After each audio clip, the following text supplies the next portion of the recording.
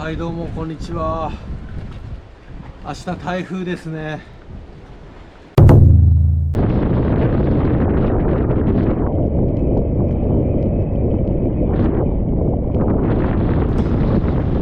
私の船はこの堤防からここに一つこうかな、こうロープね、この赤色はロープです。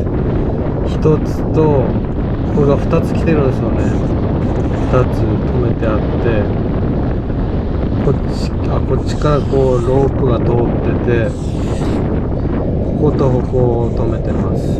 でここも止めてます。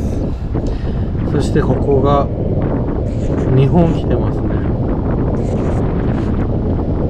めっちゃ頑丈に止められてます。後ろは2本ずつ来てるからめっちゃしっかりしてます。1、2、3全部で5点で止めてますので、あんまり横の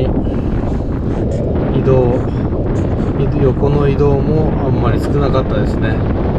そして今回は南の風、ハエの風だったんですけど、ここのロープのおかげで全然前に行かなくてよかったです。ぼちぼちしっかり係留できてるんじゃないかと思います。前の方がしっかりロープを張ってくれてた、前の持ち主ですね。前の持ち主がしっかりロープを張ってくれてたおかげで何もしてないですね。いつも通り止めてました。今回の台風